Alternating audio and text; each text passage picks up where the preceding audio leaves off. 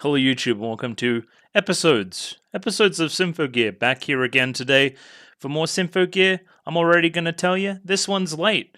And let me weave a bit of a tale for you. So, on the Friday, when I normally record, I worked 10 hours, a little bit more, which wasn't great. And then after that, I went and saw Oppenheimer, which was actually interesting because talked about Los Alamos a lot, which I thought I would mention quickly off the top.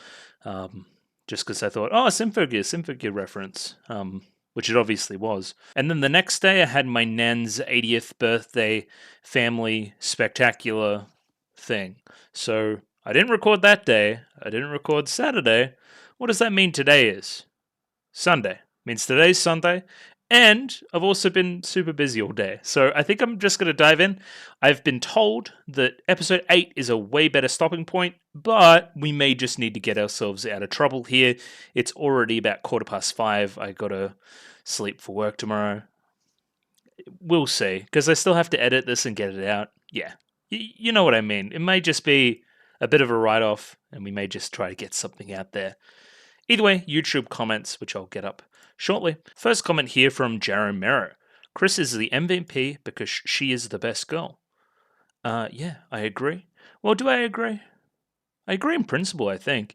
But she's definitely having a good season, as I talked about last week in an episode where a lot of different characters are doing a lot of different things, and some things that I may consider somewhat out of character. Chris, like, progressing genuinely off her arc and her trials and tribulations up to this point has been one of the highlights. I really like her winning that fight at the end of episode 6. And that leading into whatever the hell we're on about now. I have a few comments in a row here from Bonnie. 1, 2, 3, 4. This one pertaining to episode 5 stuff.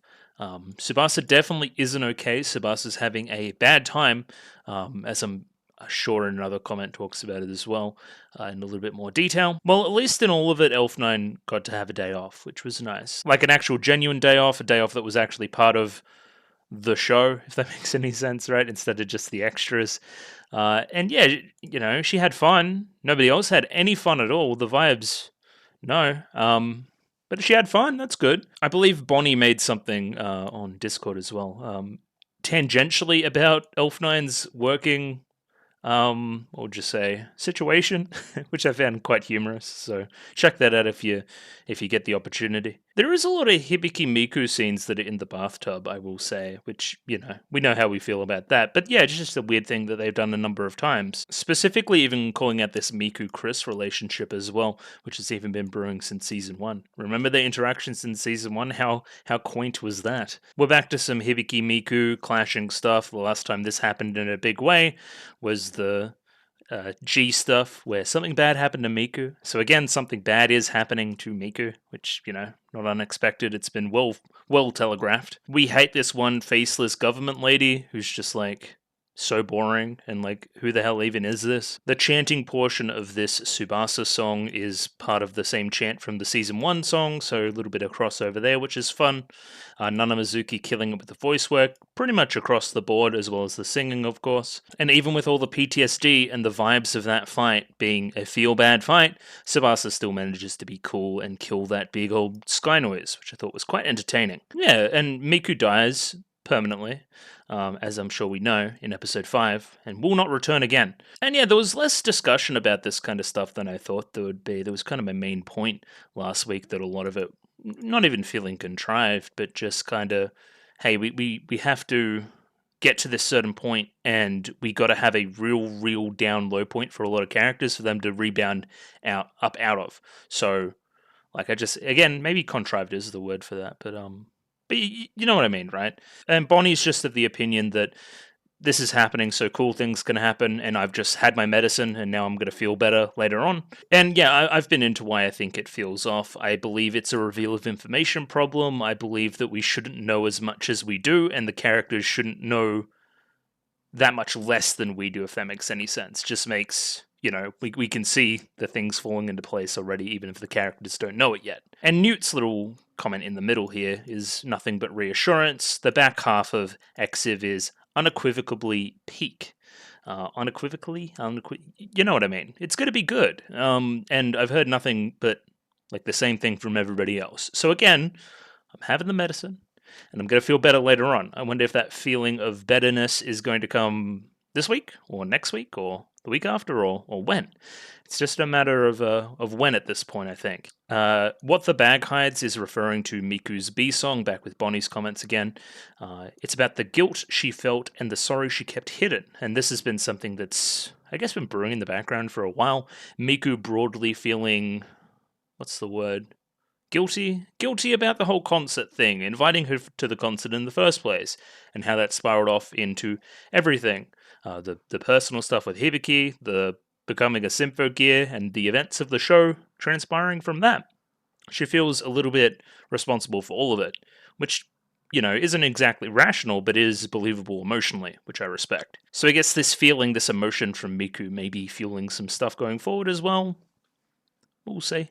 We'll see what happens with Miku, what the situation is like there. And back onto some episode 6 stuff. It looks like Chris has been watching the movie Wanted with how she's curving those bullets, which is a bit of a dated reference now, but at least I got it. Yeah, the mannequins in the Chateau are very interesting. I was theorizing some stuff about Elf9 and Carol and, the whole making copies thing, I guess. But yeah, autoscorers is probably way more logical. This comment here, which is about me saying Chris is the stable one this season, which is on the surprising side for sure. The civilian in the car wanting to see more of Chris's thighs, that was good content as well. Lots of interesting Maria plot threads, bringing up some stuff with Argatalam, you know how I struggle with that one, and the Apple song and how that sounds similar to some melodies, some godly, divine melodies, which we've heard previous. Vanessa also talking about this having some older roots as well. It goes back a long way, put it that way. Ogawa doing stupid spy stuff like car clone jutsu, which is good. Put your hands up as the English read from Chris there as well as another cocoon appearing, heavily implying that it'll be very similar to last cocoon appearing, which would make sense considering it's divine energy on the same type of Cursor Balaless person, I guess. This was the comment I was talking about. Seraphamaros. Waving the flag for Tsubasa, I guess, right? It's a little unfair to be so harsh when she's been mind-controlled by the villains since episode 2. I didn't know it was mind control. So as soon as it became mind control, I think it's better. I think they need to be a little bit more obvious about it, in my opinion, that it is mind control. I need to see some more scenes similar to the one where she's working on the bike, where she's like, this isn't me, why did I react like that? For me to think this through a little bit more. A lot of this, it's like, yeah, I understand what happens logistically. It's just story structure stuff. Like, yeah, there's going to be a reason why they have to take the bridge at this point, why they have to have their eyes off Elf9 and Miku at a certain point in time. There needs to be reasons why these happen. But the problem is I already see why they're happening, right? I already see what the end goal is. And as soon as we're past what I think's going to happen, and we're into some stuff where I don't know what's going to happen, I think I'll be a lot more positive about it. This was actually some good wood, though. Elf9 says that she does some proper work during her time off and mentions some terms that I should actually probably go back and have a look at. Hang on, let me read this here. By using the direct feedback system, what was this? Hang on. By using an applied version of the direct feedback system, I can simulate the electrical signals that represent memories in the cerebral Yodomagic cortex. So using her little system that she has, she can try and re-establish memories or relive memories or something like that. That may become important, for sure, as we delve further into the Miku stuff, potentially. Speaking to the green flames that show up, we've seen them before, actually, when Carol killed herself. Similar green flames appeared. Definitely alchemic, you would think, in its design. It's been mentioned before, but the bracer belongs to a god named Shemha. Wasn't sure about this, if it was named Shemha or the god was named Shemha, so that's some good confirmations as well.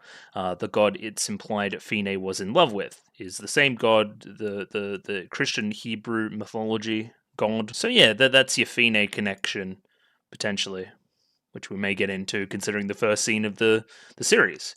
Lulu or Mel means humanity, which may come back in another way. And Vanessa's Collider attack is a reference to Gunbuster, which I've heard is quite good as well as some extra stuff with Argatalum to finish us off here. Bamps here just shouting out some more Chris stuff. I've come far enough to lead the ones who once guided me is truly some best girl shit. That's just your classic character development type talk, which I really enjoy. Everyone else is having troubles now, knowing how much Hibiki did for her, how much Tsubasa did for her. Now she's able to repay the faith. It's really nice. It's a consistent, nice character arc across the whole thing. And the Chaos Gamer with the next two comments here, which are a little bit on the longer side as well, particularly shouting out the snowman bit, where there was an early theory that the snowmen were potentially even people, which is something that I toyed with a little bit, but I think it's more metaphorical than that because there's no actual follow-up to any of it yet, really. With another shout-out here to focus on Elf Nine's dialogue in the episode when she says what she does on her day off, so happy we've gone back and done that. Chaos Gamer also agreeing about the ridiculous politics of the show potentially getting in the way of some stuff, which I agree. This season's been a lot about red tape in a way that's, with a show about magical girls fighting while singing, it's not exactly congruous to me, but I mean, doesn't need to be all the time. And as long as we're coming out of it now, I'm pretty happy with it. And you could potentially say that the Miku stuff is a retcon, but I just see it as a confluence of everything going on and then bringing up something that was always probably there, even subtextual. So, maybe that's why Miku feels some type of way about all of this, really. Yeah, she has a hard time speaking her feelings honestly, and kind of built up when they separated in Season 1, and then when she was mind-controlled in Season 2, and they've been building up probably since then, since we actually had a little bit of a blowout there, so again, it's been coming. On to episode 6 stuff now, and talking about Tsubasa's arc. You said that it's been going real slow, which they agree with, but it's better than some of the character arcs from something like GX, where they happen in one episode, which was also a criticism that I had then. I don't honestly know which is better. I guess it depends on how much I like the content. Where this one, where I don't really gel with the content all that much, it going a little bit slower isn't great for me. Where some of the GX ones where, shit, I think this is really interesting, they should expand upon this, and then they haven't spent much time on it. I don't know, I think they could probably balance that stuff a bit out across the whole series a bit better, but I mean, that's in the past now, especially the GX stuff, so, One of the other things I bring up, which is retreading a lot of character beats from previous seasons for Tsubasa, but I understand why this is happening. It's why a lot of the same beats in a lot of the story are happening, why there's a concert fight, why there's all this clashing between Hibiki and Miku again, why we have a team of, one older character and two younger evil characters on the evil team. It's Symphogear stuff. It's finale stuff. We're bringing back previous concepts and re-establishing stuff. This is what we believe. This is what we've seen before. This is what will come in the future. And yeah, I don't mind it from that. But again, I just feel like it's a little bit long in the tooth. That's all. It's all about the similarities to everything, right? The similarities to the Kanade stuff, bringing back the catalyst for all of that development through the rest of the season. Yeah, on top of being mind-controlled, on top of Fudo just being a fuckwit, I understand, I get it.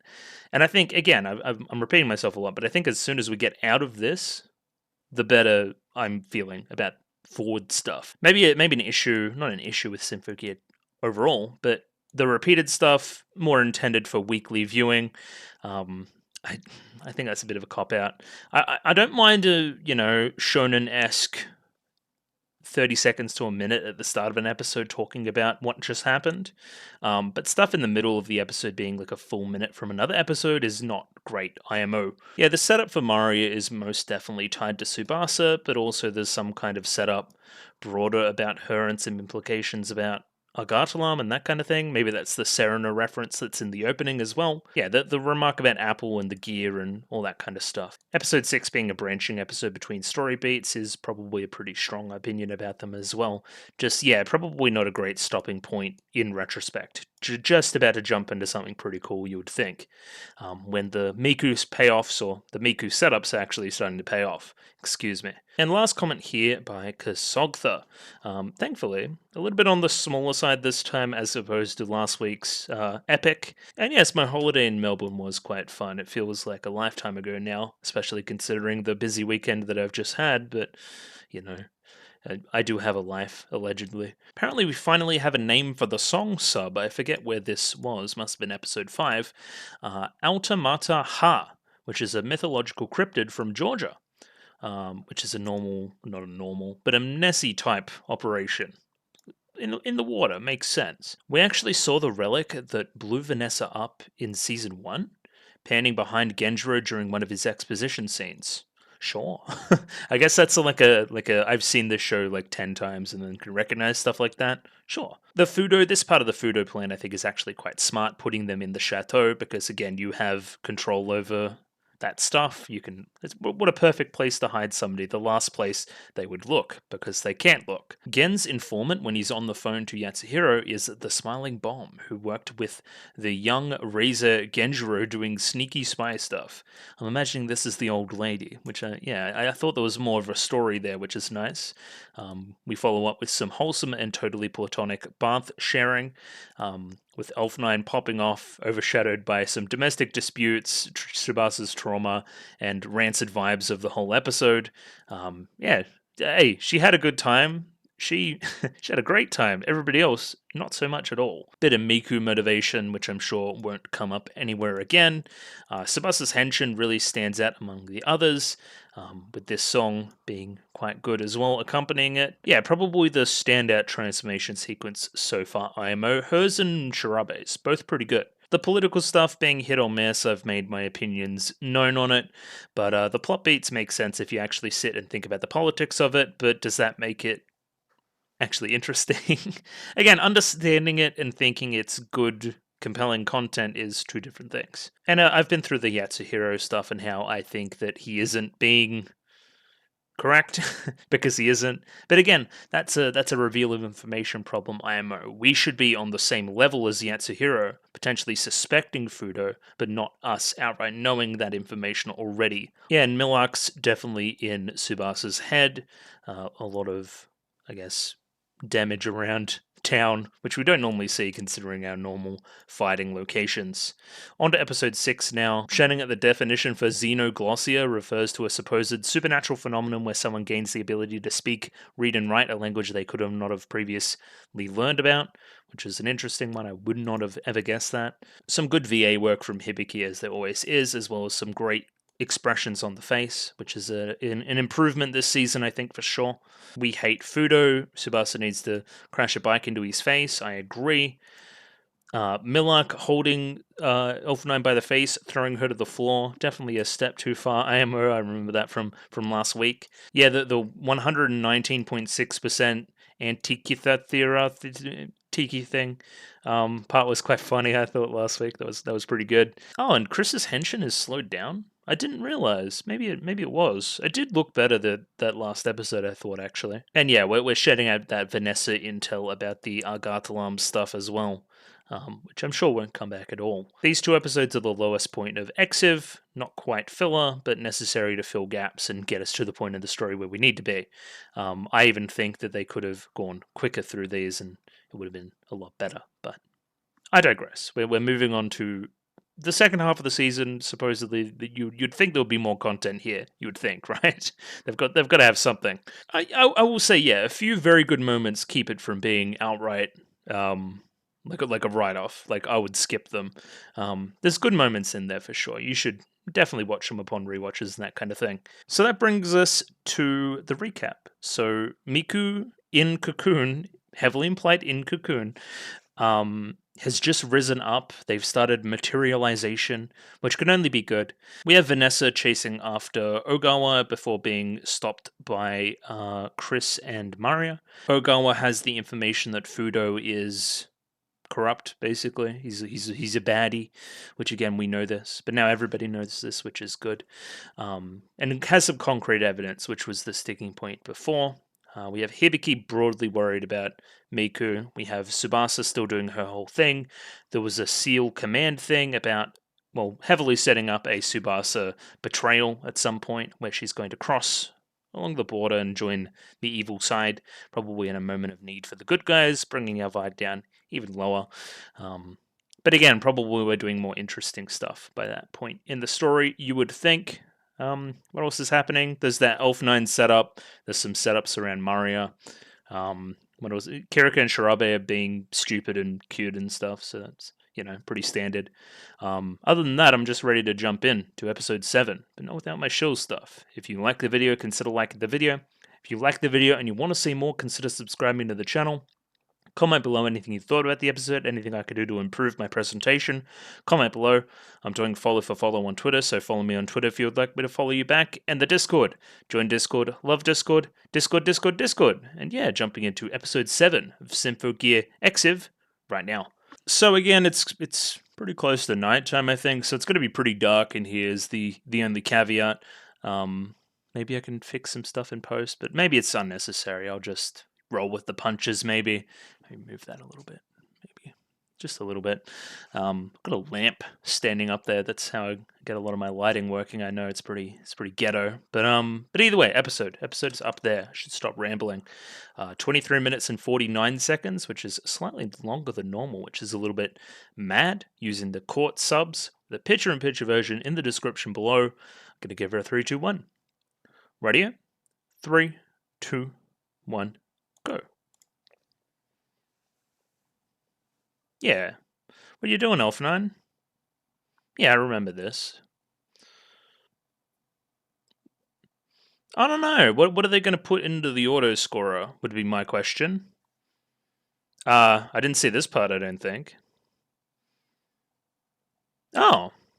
Okay. Yeah, no, there's definitely some bad stuff happening with Elf9. Yeah, buy a pattern matched. I'm going to make a new auto scorer? Or we're just controlling you? No, we're just controlling you, I think. Ooh. That's definitely worth a pause, I think. Kento Hana. That's a very handy little Chateau system you got going there. But yeah, what's this power for? Is it just for Miku shit?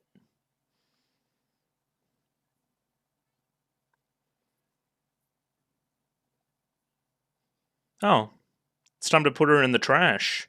Don't do that. That'd be bad. Oh! Yo! Let's go! Okay, that was actually hype as shit. Don't do that to my girl. You got 2 girls in there.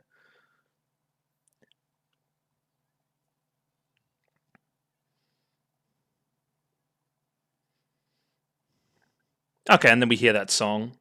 Gotcha. Oh yeah, the same one from the Bracer. That makes a lot of sense. Shemha. Gotta remember that term. Shemha. Okay, so that's like your little intermittent scene showing what was actually happening at the chateau while we're doing that fight. Makes a lot of sense.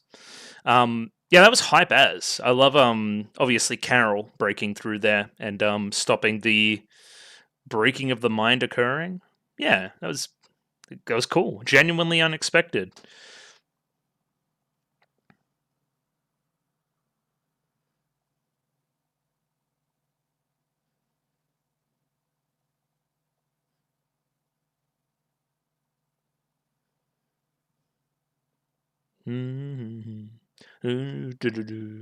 Yeah, this Serena stuff's making a lot more sense now, right? Fine. Someone to talk to Blue Friend. She would have some opinions. We need to focus on the bridge crew a little bit more.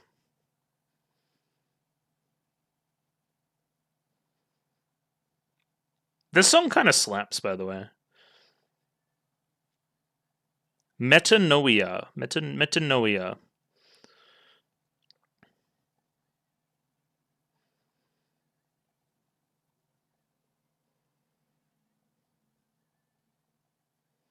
Something about that shot always makes me want to close my eyes. I think I've built it into my psyche. But I didn't. That's good. And of course, that big old punch going towards the moon. Remember when I thought it was Saturn? That was good times. Cutting the tangled threads. I don't know, Genjiro. What is going on? Yeah. That just kind of like appeared, yeah? Is this Miku? I don't think that is Miku. I think something else is going on. Because it just kind of appeared. Oh, yeah, focus on the target at hand.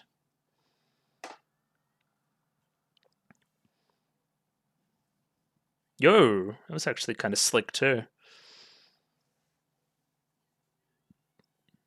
Shoot in the head with your handgun. What did she put her finger in the... Yeah, I agree. Don't do that to like a real gun. If you're like a real person. They've got a mind of their own. Yeah, she got out.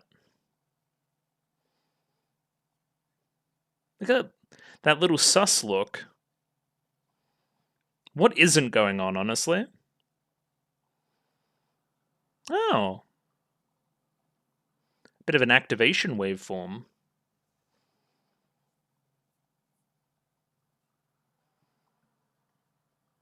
Okay, the return of Shemha.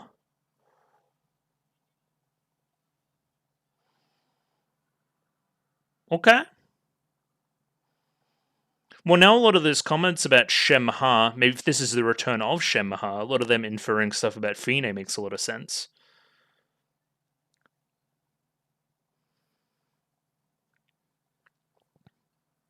Oh. Okay, we're jumping. I don't trust that evil woman, Tsubasa. Oh, we're going on the, We're doing some pole dancing again, everybody. Please be excited. Who let her have a pole? Oh, it's not a pole, it's of course it's a scythe. I was like, is there allowed to be like furniture within these transformation sequences?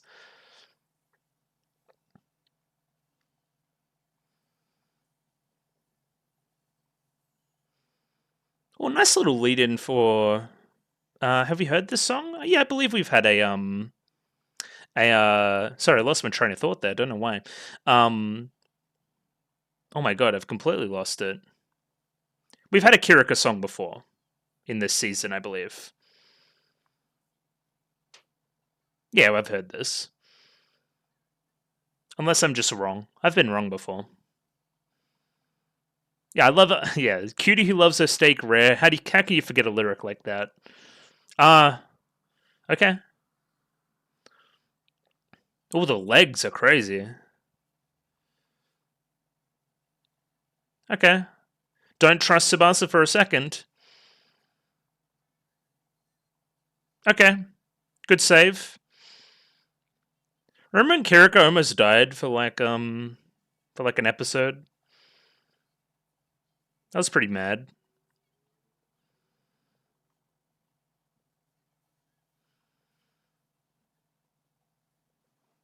Whoa. Yeah, there's some slick stuff here, huh? Even that's like really nice.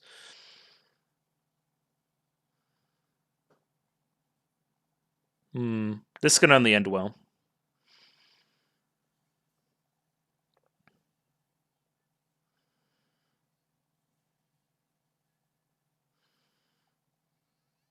Tweed and a heart. I kind of like hit that. That was terrible. I'm sorry.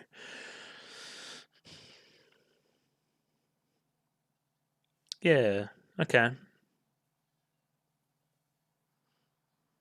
Are we even like hurting it at all? What did that say? Like Shadow Wizard Money Gang or something? I've definitely seen that effect before. Yeah. Interesting.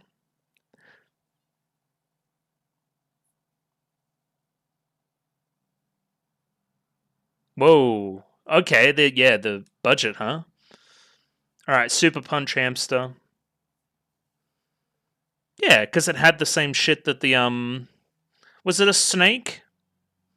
Remember the snake from the start of Axis?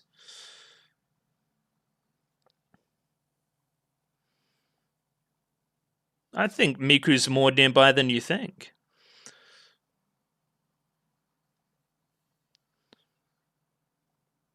Oh. That was weird. That was like almost like a gear blast type thing. Oh, you're here.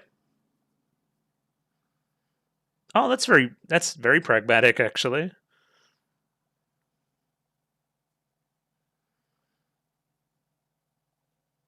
All right, this thing's pretty tough. If it's strangled out, whoa, yeah, it's almost like a baby. It's almost like it's growing. Yeah, you can see legs on it, knees.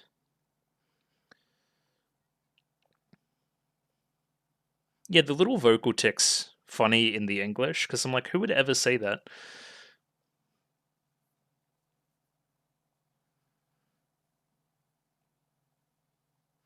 Okay, this is already going in ways I didn't expect.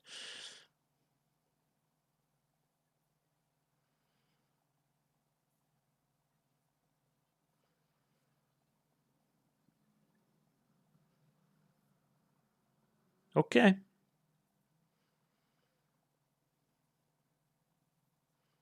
Well, try if you may, but Carol is protecting.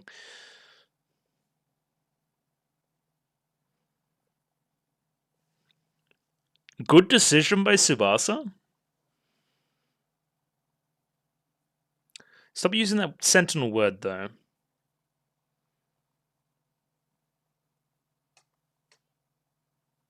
Okay. What analysis was that?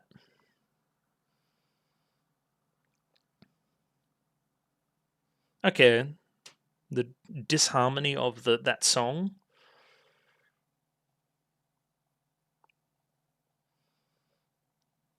Okay.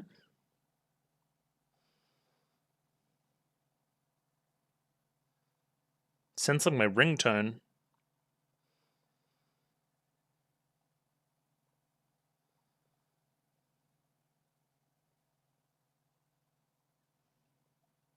It does sound like Apple, you're right. I actually really like this version. Very simple.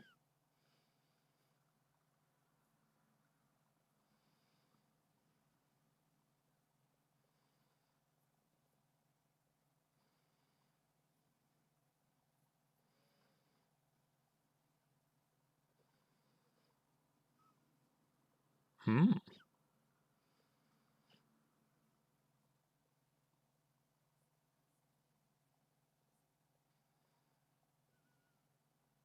Interesting. I actually like that retcon a lot. Linking it back into some older stuff.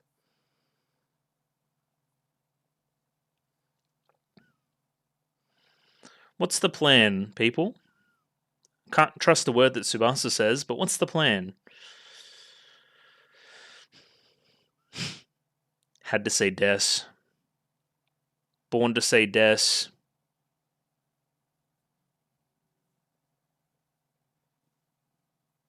Why do you think this?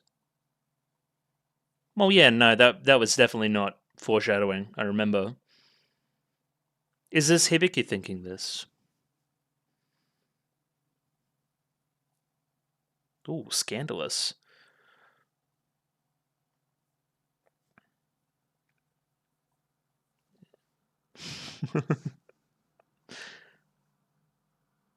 Me neither, really, but it's really nice. It's a great shot. Okay. Yeah, and it was great. Okay, awesome. You guys are both kind of on like tables, just resting. All right, it's time to try again, or not really? Got a new right hand? The fuck is going on?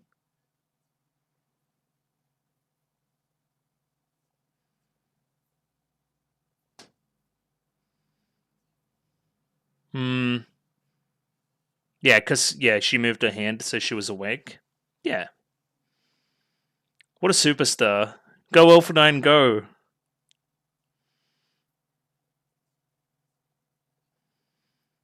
Well, I didn't really. I was controlled. But now you're feeling not guilty, greedy. You want both. I'm going to save the world, and I'm going to save myself. I don't know, Elf9, what's the plan? She's gonna stab the fuck out of Elf9. Oh, what the fuck? Why? Hello? Oh, is this some Chateau tech? Yo! Okay, that's hype as fuck. Yeah, I was about to say the same thing. Let's go, everybody. Gary check. We're on Gary watch, please. Okay. Hello, Mika.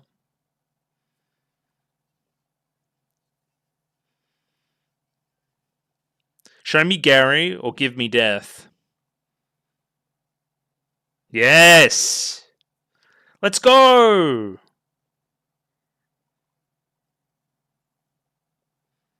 Yeah, it's probably some Carol-like voice thing, right?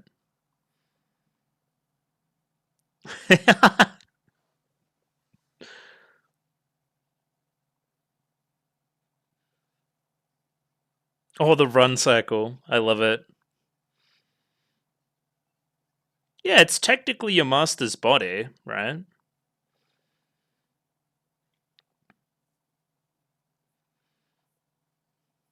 This is great.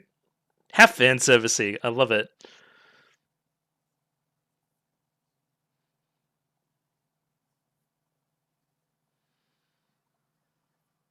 Are we gonna do some sick Miku stuff?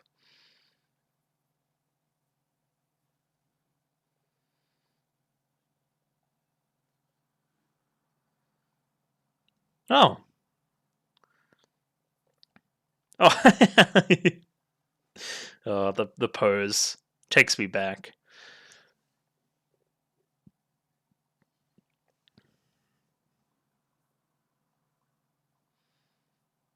Yeah, look at it. Look at little Elf9 doing it.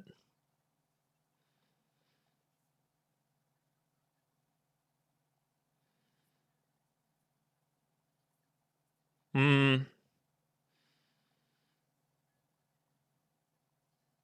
Okay. As long as you're confident.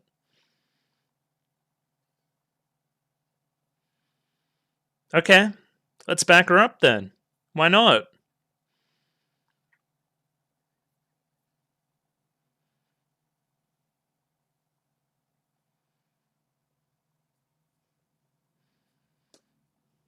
That's okay. We got plenty of other good people. Just don't send Tsubasa. Alright. Let's see it then. Hey, this is 4v3. We should be winning these. Not Elsa. Yeah. Not that weak.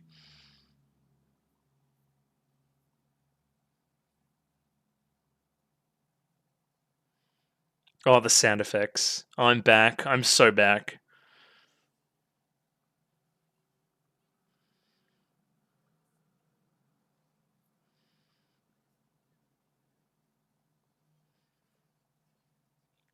Well, Mika's the strongest one, right? That was always the meme. We're going to see the little sister, potentially.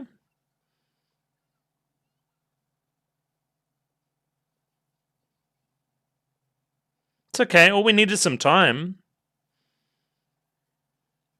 Oh, we're so back.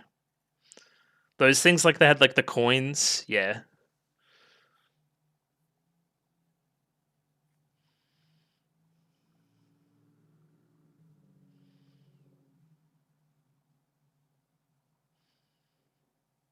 I don't know if they'll be fine, but that kind of doesn't matter. They're just a bonus. Yeah, I don't think they're going to be okay.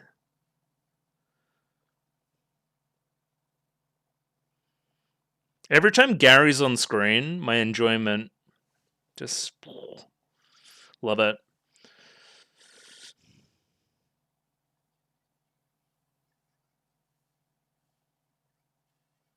Whoa, that's like scary.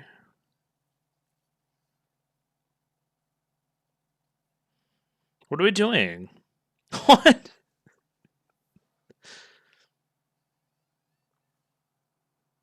Okay. They're actually kind of similar characters.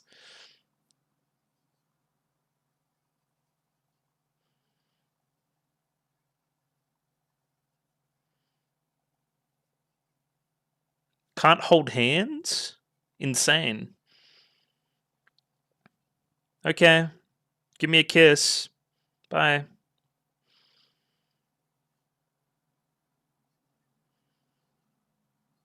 Really cool's a lot. I don't disagree. They're helpful. They're not my cup of tea.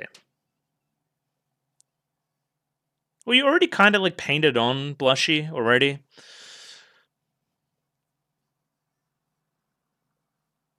Okay. Again, watch for Tsubasa. We're watching Tsubasa. Okay, what are we thinking, Miku?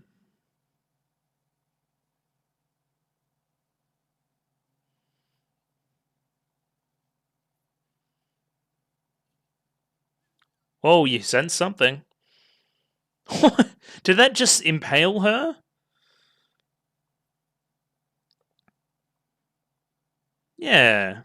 It didn't last for long, but it was fun while we lasted. Pour one out. I would, but I'm gonna make it like a mess. Yeah, never look at my desk, by the way. It's just surrounded by bottles.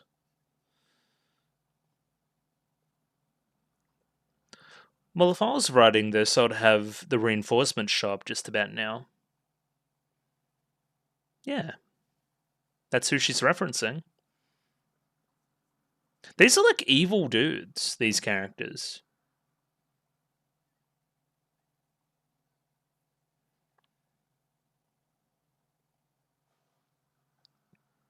Multiple times now, technically.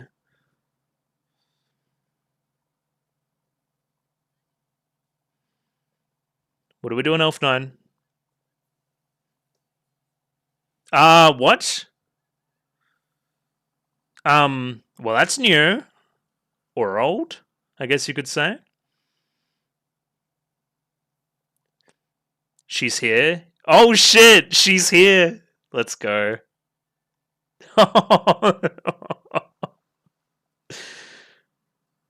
Yeah, I remember.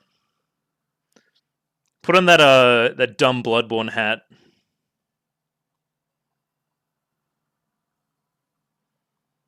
Oh, the flash there's great too. Of all the characters. Oh, this is cool. Now, this is obviously still Elf9.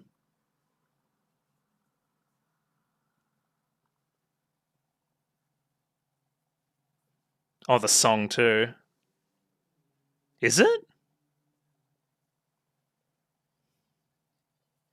Yo, no. See the character. Yo, okay, and that's the end. Fuck. I definitely don't have enough time to watch another one, but I really want to.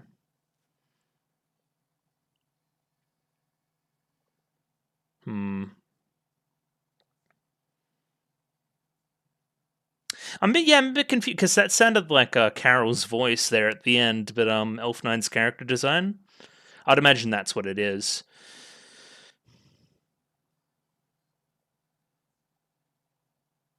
But it's been a while. I'd need to go back and compare voices. But it's not like adult Carol, like it was adult Carol before. Does that say Stornado? The hell was that? Alright. But yeah, this episode was fucking hype as shit. This is like some true finale shit. This is like some like Full Metal Alchemist Brotherhood like final 10 episodes type shit where there's just characters popping out from everywhere from all over the story. That's fantastic. But I definitely don't have enough time for another one. Definitely don't. Which sucks. Fuck. I'm trying to think of a solution where I can watch a little bit more midweek, but I'd have to see what my schedule's like. Hmm.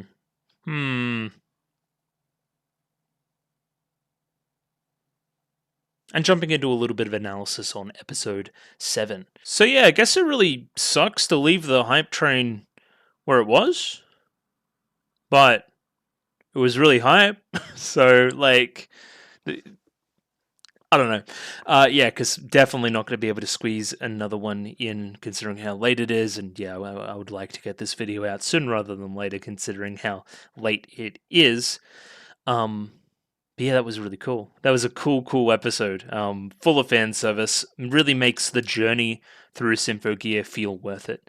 Where all these one-off seasons potentially may feel a little bit self-contained, a little bit, enclosed, a little bit separate from everything else. There's not really a continuous story through the whole thing, really. There's more like seasonal villains. It really, connects things nicely. Makes our actions during other portions of the story, right? Specifically, Carol and Elf9's actions at the end of season 3, as well as the, I guess, love that the auto scorers had for Carol, of course, and all that stuff that came through. It makes it feel worth it. It makes it came through in a climactic moment right here at the end in a way that was truly satisfying. It got Elf9 out of a jam. Elf9 is now got that. Again, we're calling it like a Faust robe. There's the harp. Du Blah or something is coming up in my brain, but again, it's been so long. Yeah, she's got the full costume going. The transformation sequence was fantastic. There was particularly one frame that bounced up with all the different colors on the hat representing the auto scorers, where we saw each of the auto scorers in there kind of giving a helping hand, powering it up behind her. It was the last thing that Gary saw before passing away for a second time. Yeah, don't forget that the audio scorers essentially gave up their life to further Carol's plan during the end of that season. Through a bunch of different episodic episodes, which were, again, but yeah, just really cool callbacks. I really enjoyed that side of it. And moreover, I think I've misinterpreted what is happening, and it's actually something I didn't expect. I thought that the thing up there in the sky, I thought that was Miku. I thought that Miku was already up there, but no, it appeared out of nowhere. That is seemingly Shemha, who is the deity adjacent being that we've been talking about. I believe a comment gave a better explanation. So yeah, Shemha, Adam's so scared of Shemha the god from the Christian Hebrew mythology is probably a little bit of a wrong word, but you know what I mean, from those religions. So yeah, like seeing a personification of that's quite interesting. Seems pretty difficult to battle. Got a little bit of that kind of divine energy mumbo jumbo stuff that was all through Axis, another nice callback to a previous season. And the fight there was pretty smick. I liked a lot of the animation there. Tsubasa actually having some pretty good ideas, kind of, despite everything, despite the brainwashing that's happening. I like that we see the brainwashing start to, push out a little bit as well. Like Elf9 attempted to be brainwashed by Millark as well. Yeah, a lot to like here about this episode. Definitely a return to form. Definitely getting out of the doldrums of just kind of waiting for stuff to start. Where stuff is now starting and it's hype as shit. So yeah, we are back. We are back is what I would say in the business. So yeah, I misinterpreted things last week as well. I thought it was all leading up to that corpse at the very top. So the corpse we see in this frame here, I thought that all these coffins here were leading up to that one at the top, and then we're saying some freaky stuff about Elf9 and breaking her mind or something, and I'm like, are we gonna put Elf9 into the robot or something? Something equally crazy? But no, they're essentially using all of these auto-scorer bodies to power a generator that is going to make their plans a reality. It's going to go off into the Miku side of things. All they needed was, of course, Carol to command the Chateau to do so, because Carol's, owns the Chateau, right? Well, Elf9 now by proxy, I guess. But you know what I mean. That's why, and that's why the auto-scorer stuff happens as well, because it is Carol / Elf9, right? So yeah, Millark grabs her by the fucking throat and starts this. I do like the color inversion there on the rest of the frame, minus the eyes as well. So we absolutely like brain blast Elf9 and get her to power things up. There was some interesting writing here on this from memory. Yeah, here. Can I read anything, or is it all... I guess it would all be in German? Question mark? I do not remember where Carol is from. I'm trying to remember. It definitely looks like German to me, but I could be wrong. See, pretty cool. We hear the like little harp sound effect as she says that little phrase as well, and starts to power things up. And yeah, that's all we needed Elf 9 for, basically, to power it up. And now we can. She's useless. We can push her to the side, basically. Time to break her mind. We try to invade. Seal invasion. Denied, right? And these are these are very obviously Carol eyes, kind of with that little voice line as well. Cease your vile incursion into me. Yeah, look at look at what it did to Millark. That's kind of crazy, huh? Wait, is it up here? Yeah, here. Yeah, look what it did. Whatever it was enough for Elf 9 to peace out for a bit anyway. Then it all gets kind of concentrated on the bracer, it starts vibrating, playing that song. And yeah, scary implications about Miku ensue. So episode 7, Cutting the Tangled Threads. What is this about? I do not know. I would not be able to tell you. I'm going to keep it in mind, I guess. So yeah, this is where I got it wrong last week. I don't know if there was a similar shot to this one where it kind of appears out of nowhere. So yeah, I thought it kind of raised up out of it like it was Miku, but it is not Miku. It is instead Shemha. It is the divine being Shemha, I believe. So the Chateau is reactivated. They're both looking at the Chateau and get kind of ambushed by Vanessa in that moment. She kind of put her hand in the one spot on the gun, like that.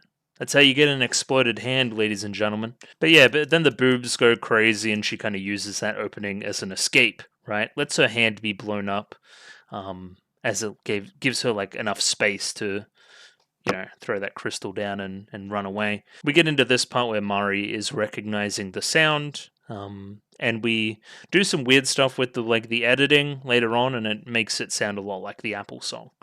I wonder if you could do that similar audio processing with this piece of audio and take it back to the Apple song in real life as well. That would be interesting, like slowing it down a certain portion and pitching it up or something. So the brace has been activated, the return of the Anunnaki that Adam feared being Shemha, seemingly a very important custodian either way. We kind of see it grow, right? This is what seems like its head for now. These kind of grow out, whatever these tentacle things are, and it seemingly starts to gain a body. I believe by a certain portion of the episode, maybe a little bit back here. Yeah, this will do. It seemingly has like legs and arms now, so maybe is growing as time continues. We waste no time and we get Tsubasa, Hibiki, Kirika, Shirabe to all dive in and start attacking, right? Yeah, whatever Tsubasa's doing, she's doing a great job at blending in, right? Because she's obviously got that like command built in where she's going to turn code eventually, right? Not that that'll be permanent, of course, but yeah, for right now, she's blending in seamlessly. If I didn't see that scene before, I would not suspect a thing. I do not know why, but we use this as another opportunity to do a little Kirika moment, right? Where she gets to do her song and her transformation sequence and stuff. And I'm not saying it's not, she's probably the MVP of this little fight. I'm not saying it's not warranted, but it was just a random pick. I mean, we've seen this sequence before, plus the song, so I don't know. No complaints, obviously, but yeah, just a random one. Just, into the hat, pick out a name. Oh, Kirika, we're doing a Kirika thing. Yeah, the action here is quite nice. We're Beyblading out of control, flying through the air, bouncing off various things. Yeah, this is where we see the tentacles start to come into play and pose a little bit more of a problem. We love surfing on things this season too, I've noticed. Particularly, I was watching Tsubasa here, and then there's that. I thought this is when Tsubasa was going to start doing some fucky stuff, but that didn't come to fruition. Pretty classic stuff here. We have like Shirabe caught out a little bit and saved by Kirika. No biggie, just normal stuff for Kirika. Again, like increased competence from these two this season has been really nice. Tsubasa shouts out using our mobility as our advantage against this adversary, combined with a few nice flashes in the animation. Definitely, again, a point of, I guess, pride in this season, right? One of the things that they've really taken note of is this animation, and really popping off in their action scenes. And again, we're at episode 7. We can only really go up from here as we get towards our Symphogear climactic stuff. Yeah, this particular was like a really cool run cycle. Actually, really like that shot a lot. Yeah, this just beautiful. right? Tsubasa also asking if they can do it. Kind of the look at her, look at each other. Yes, we can. Determination. Nice. Even though Tsubasa's doing her thing, there's some bad stuff coming there. I do like that, being trusted by our senpai, Again, these two come a long way. I really like their direction this season. So everything we're doing is all well and good, but we haven't really been able to land anything that I would even call an effective blow on this higher dimensional being. Like, we're deflecting all its shots, yeah, but this is just like one of its appendages attacking us. We haven't even really thrown a punch, pun intended. What was this one? Wicked Chain Star Money? Wicked Chain Star Money. Sure. Whatever you say. I like how the sub just stayed there too. Yeah, we see this effect here. This is, that kind of healing effect that we saw in Axis, kind of bringing in a different dimensions version of myself back and healing whatever ailed me, basically. It's a power that we know that Hibiki can stop based on the events of the previous season. So when the music gets interrupted here and there's a strike on Kirika, we need our God Slayer, as this thing kind of moves menacingly towards Kirika. A really great shot there as well. Great zoom in, and then we have our God Slayer here to save the day, even if only briefly. And we think that this is going to be like the lead-in to another Hibiki song or something. That's how it's kind of built up in the editing, but no, she kind of gets baited. So Hibiki gets engulfed in tentacles or something, whatever you want to say it without being too unsavory. Kind of gets electric shocked. Kind of like Pikachu vibes from it, no? And I don't really know what happens here, but we were able to get out of it. It kind of looked like a gear blast, kind of like a building of gold inside there. She tries to say Heiki Hechara, but only says Heiki, and then, is out of costume, obviously out of commission. Yeah, Heiki and then Hechara like a full second later. That's great. This is paired with Chris and Maria showing back up, but Tsubasa decides, hey, there's no way we can prevail at this current point in time without Hibiki. Now, this sounds very natural, but also, I don't trust the word that you're saying now, You could just be saying that because you would rather that this plan, succeeds. That being Fudo's plan. Anyway, but it was good advice still. Hibiki was obviously out of commission. Again, we see Chris doing best girl shit, just carrying Hibiki literally. Think about, roles being reversed in the past here. There's definitely something we can talk to. Yeah, this is probably the best shot of it, it looks like a baby. It's got baby feet and baby proportions, big head on a baby. Interesting. I wonder if this thing's going to become fully grown at some point or another. Even, is these going to be eyes? Is it going to be eyeless? What is this big thing in the middle that looks kind of like a crystal? Only time will tell. So they started to draw out the divine power, but the output was way beyond our expectations, so we had to perform an emergency purge. The rest is history. So whatever it was, it worked too well, and this thing popped the fuck out. I would have imagined the whole Miku divine power bullshit was part of the plan. So why else would Miku be there? Are we waiting for some divine energy to flow back down and find a vessel? And it just exists as this god right now? I don't really get it. Because Miku's here for a reason, obviously, right? But I'm failing to see that yet. So whatever's happening right now is somewhat unexpected. Kind of the materialized divine power, though, is protecting us from the Symphogears right now, so you take the good with the bad. But either way, we're back on getting rid of Elf 9. Elf 9's the thing weighing us down. We don't need Elf 9 anymore. It's only going to cause trouble, so that's the direction the villains are going, at least for this episode. Yeah, Tsubasa acts super strange here, so we're giving Tsubasa some praise for the decision to withdraw. Then this face just feels unnatural as hell. I don't know what it is about it, but it does. Protecting the weak is a sentinel's duty. Again, that word sentinel, we don't like that. I'm sure Kanade would have made the same decision. It's like ChatGPT wrote Tsubasa dialogue. Something just completely off about the expression and the line. And who's the one that notices? Yeah, Genjiro's questioning it just for a second. What did you mean by that? Either way, we're doing some data analysis on what Mario was talking about previously, that being the little song segment. I recognized the disharmony I heard when the bracelet activated. We tried predictively transforming the waveforms to accommodate linguistic changes over time and electromagnetic shift. it's to say we're like modernizing this kind of sound, basically, right? That's what I'm hearing. So this is an ancient thing. What would it sound like today? And for a while, it sounds like a ringtone as we kind of reconcile the two. Before we hear just a really sparse version of the Apple song, kind of boom, boom, boom, boom, boom, boom, like that kind of, yeah. I actually really like the arrangement here. Whatever they're using to hit those notes sounds both like machine-like, but also like this melody's always existed. Really cool sound. I actually really like this rendition, as simple as it is. This particular shot of Kirika is worth some praise as well, wherever it is. Yeah, this one. I don't know what, I just like it. I don't know what it is about it. Kind of like this. Like trying to hear so intently. So the song's name is Apple, at least the one that Maria sings. When my ancestors were driven from their home by a large-scale power plant accident, or a large-scale power plant accident, this nursery rhyme was the one thing they took with them. It's changed significantly, but we can assume that the origin was the same as Maria's song.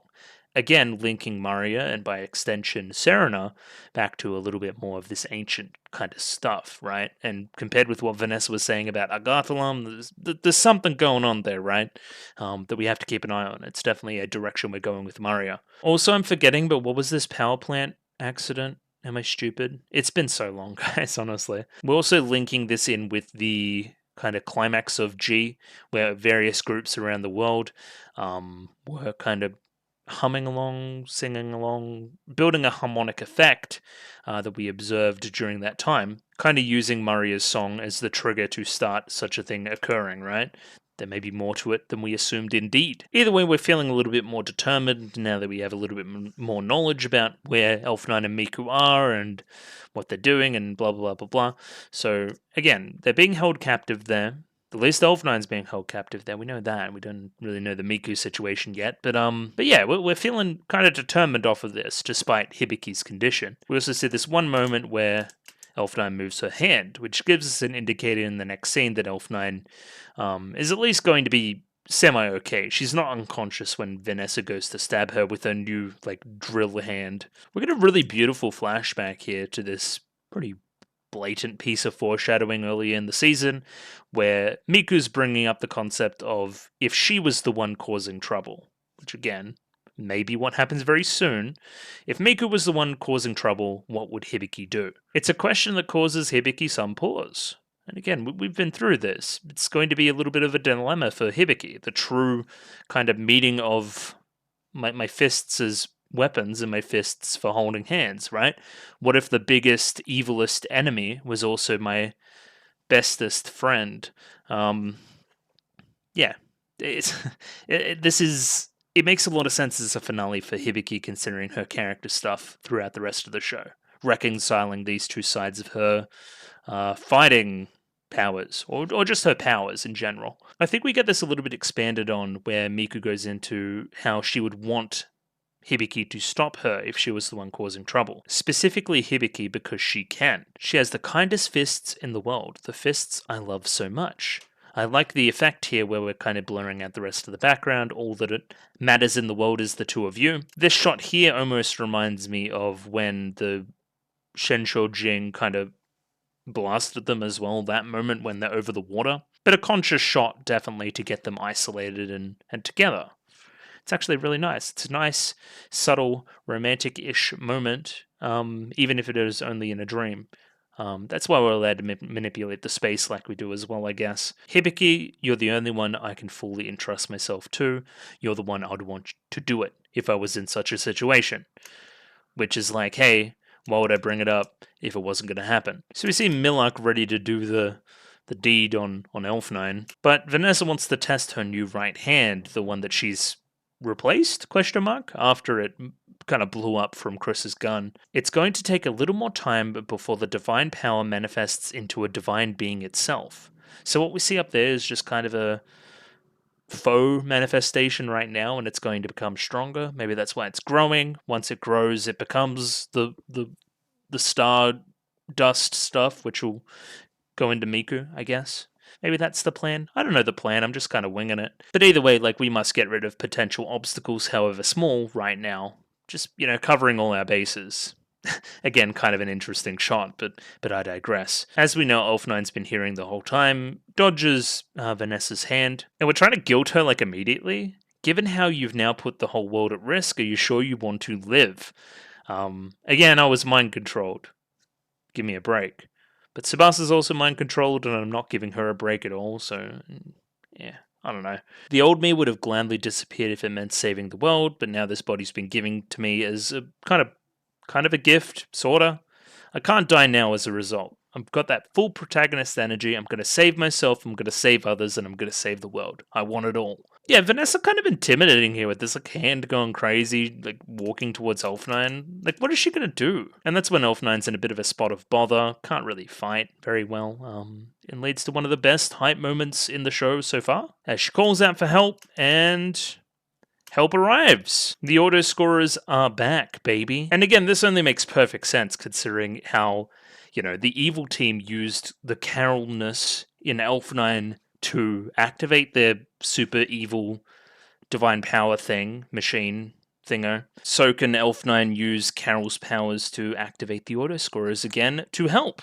We see kind of various scars and stuff. I mean, they kind of blew themselves up during their respective episodes in Symphogear GX, so, like, them being a little bit worse for wear makes a lot of sense, but, we recycled them pretty effectively, let's say that. Farah also uses the Swordbreaker technique to break Vanessa's hand, the second in one day, which is kind of funny. It's a good little piece of comedy in the middle of the action. Oh, even this little line from Elsa. Get a grip, I say.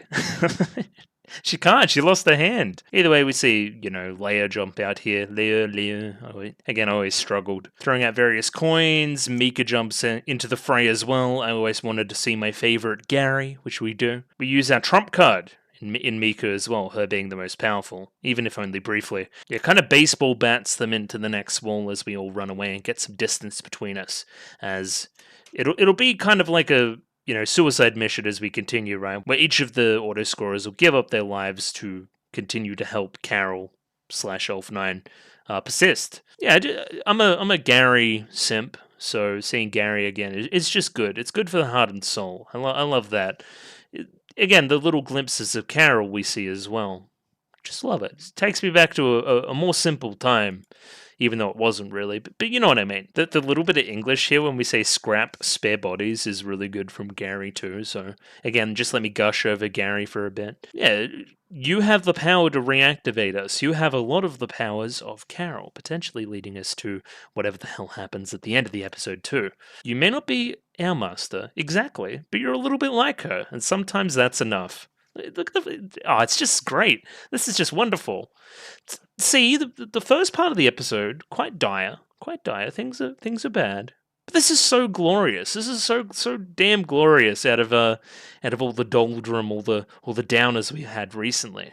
It's a feel good episode. Feel good Symphogear, not feel bad Symphogear. Feel good. Yeah, it's just great payoff for everything that's happened, right? For the investment that I've put into the series, seeing stuff like this just puts a smile on my dial. Oh, yeah, in particular, I wanted to call out this walk cycle as well for Mika, which is just buoyant and lovely. Love it. So Elf9 has now decided, having the command of all these auto scorers, to put on a show, to fight, instead of merely running away. That's when we get an emergency call to the bridge. For once, it wasn't actually just Fudo.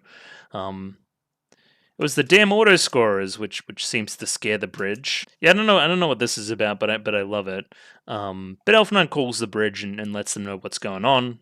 I'm going to use this opportunity and the people at my disposal now to try to save the day. We get some genuine confirmation that Miku is alive and at the chateau as well, but may need some saving. Yeah, Chris is happy about it. That's good. We like that. I'm going to rescue Mika with the autoscorer's help. The divine being hasn't completely materialized yet, so there's still time. So apparently once this divine being happens, we're on kind of a time limit there, that's when shit'll really start hitting the fan. So again, the Tsubasa thing, the foot hasn't dropped yet there, so... So if I was to predict what happens next episode based off the ending, we get some cool pop-off stuff from Carol, maybe the Noble Red team start getting a little bit of the upper hand, then these 5 jump in and then start fighting a little bit, and then Tsubasa turncoats, and then we're out of time. Something like that. That's how I would write that. And then right at the last moment, Hibiki wakes back up. That's how I'd predict how it goes anyway. We're asking Elf9 to hang in there until we can send reinforcements, which she does, sacrificing the autoscorers as she goes. I'm an Elf9 enjoyer. I like seeing Elf9, who's normally, mild-mannered, a little bit on the weaker side, actually gain some agency, actually make a definitive play in the plot. Despite technically powering this super Chateau machine, she makes up for it in spades, right? I actually really like this. I like this a lot. We're already starting our suicide mission stuff. We have Farah and Leo already, taking on Elsa, slowing them down a little bit, taking on all three, as we have Gary and Mika to run away and protect Elf9 and get her to the desired location to save Miku. All the great little music box elements as they move their hands and stuff with the autoscorers. They're really nailing that side of it, the stuff that I thought was really cool about the autoscorers initially as well. Just their movements and their bodies. Fantastic. Yeah, they put up a pretty good fight for a time, right? I do like that last little thank you by Elf9 as well as she runs away. Instead of saying sorry, saying thank you. Farah and Leia will be right? No, they won't. But that's fine. Like, it's a bonus that they're even still alive. For me personally, anyway. Like, they'll be fine, right? These two, they're like, oh no, she doesn't know that this is a suicide mission. That's pretty funny too. Paired with like the little hand movement there too, like it's hard to say if they'll be okay, but they'll do their best. Surely they have some indication here already that that things aren't going to go well for the autoscorers, but they don't really care. They're serving their master the same way they served their master in the third season. The movement's very animatronic adjacent too, which I'm noticing again. The animation in Season 5 is good, and applying that to the autoscorers has also been good. We are then rudely interrupted by Millark. And thinking about Millark and Mika, they're both kind of like cartoonish characters that are very over the top with big hands and claws. I don't know, there's some similarities there, I think. But mostly I'm just loving this episode every single time like Gary's on screen. I'm just enjoying myself. Look at this. I love it. There's some actually kind of poignant stuff here about Mika's hands as well. I can't hold Master's hands with these big claws of mine. Again, similar to that little Hibiki discussion we had before about her fists, right? Just in her own head from that little sequence. Like, hey, I can't hold hands. I'm built not to hold hands. I'd love to hold hands. I'd love to do what Gary's doing. I can't. I'm going to do what I can do and save you in this moment. And again, Gary taking the lead, still with Elf9 at this point. Again, instead of saying sorry, saying something that they'll really like thanking Farah and Leia before, right? Like thanking or kind of complimenting Mika on her hands, something that she just said was that she didn't really like. Your hands are really cool. I love them. Yeah, maybe potentially waiting on something like this from Carol this whole time, getting it from Elf9, not too bad either. Again, with the whole deal with Elf9 is it's like an aspect of Carol's personality as well, right? Isn't that the whole thing? Again, I forget about like Elf9 Origins. I don't quite remember. It's like a copy of Carol, but I probably need a refresher there as well. Either way, it doesn't feel unnatural that Elf9 would be able to command such a thing. I mean, you talk a big game, but you're basically like scrapped in the next minute or so. So almost at the door, you would imagine that this is where Miku is, before being so rudely interrupted by another flying hand, which proceeds to impale Gary, which again, we're not a fan of. It's a bonus that she's still alive, but I don't like to see her die, even for a second time. Yeah, so like, I don't know, Noble Red just murdered another four, like really like fan favorite characters, right? Like for a second time, which isn't great. It's tracking more evil again, let's say. Yeah, the shithead, the little gremlin Gary, saving Elf9 with her last breath it's nice.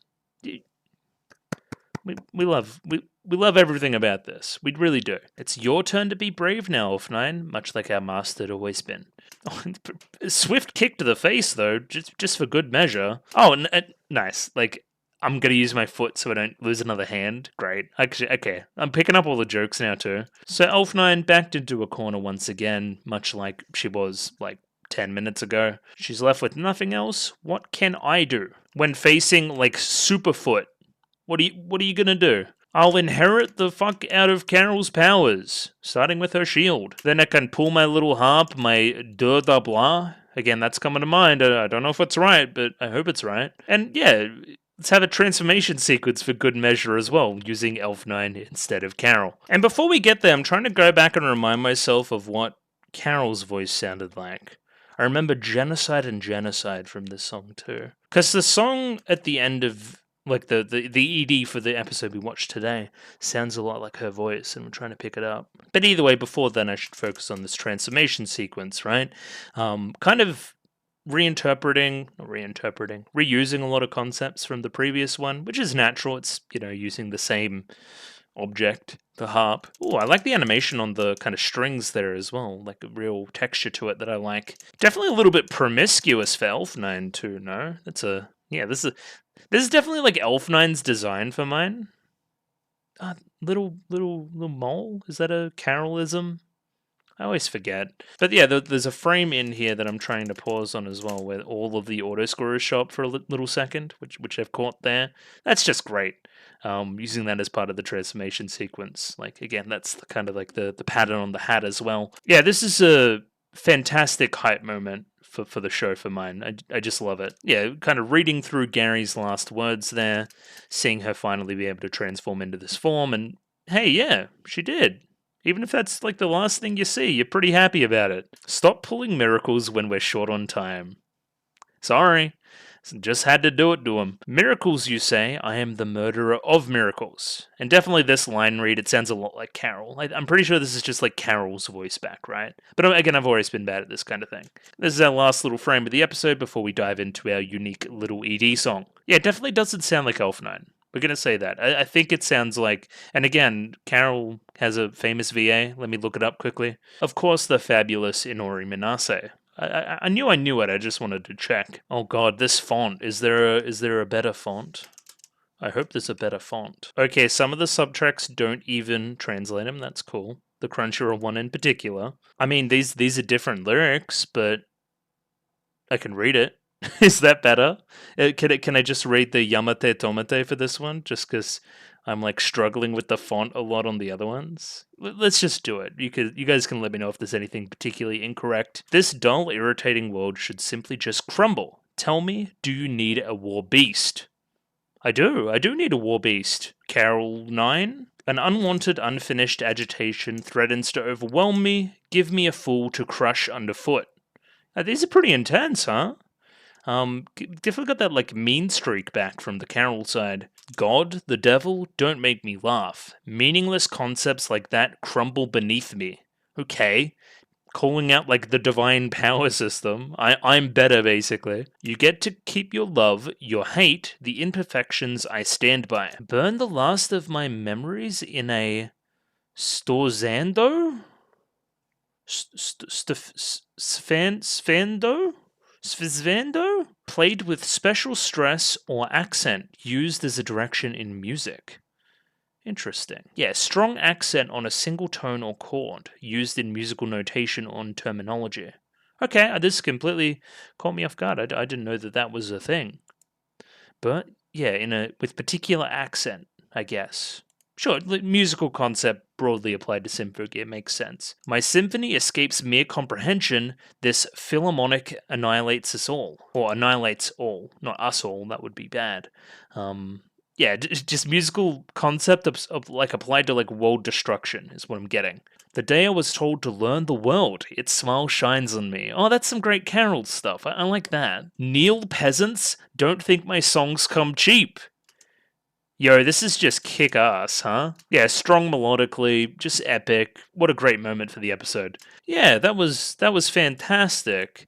If what I saw there can be the expectation for what we have next, that or greater, I have no qualms with the rest of what we're going to see. That was fucking cool. It was cool as shit. I love the auto scorers. I love season 3. That was cool.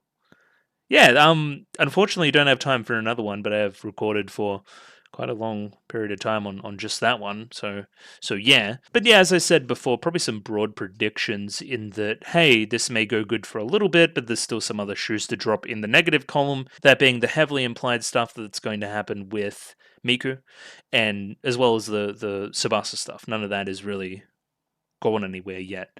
So yeah, we're still waiting on that. But yeah, we're happy to have some happy moments in the meantime. Elf9 gets to pop off like crazy. We see Gary on screen. That just makes it a 10 out of 10 episode in itself. Yeah, no complaints. No notes. This was fucking cool. It was cool as shit. And yeah, looking forward to more next week. Definitely going to try to do those too. Shouldn't be nearly as busy next weekend, I don't think. But we'll see. We will see. Either way, show stuff. If you like the video, consider liking the video. If you like the video and you want to see more, consider subscribing to the channel. Comment below anything you thought about the episode, anything I could do to improve my presentation, comment below. I'm doing follow for follow on Twitter, so follow me on Twitter if you would like me to follow you back. And the Discord. Join Discord. Love Discord. Discord. And yeah, I'll catch you guys next week for a probably longer episode of Symphogear. Again, apologies for the shortness and the lateness. But yeah, looking forward to more. Definitely back on track this episode. And I'll see you guys next week for more Symphogear goodness. Ready up. Catch you later. Bye-bye.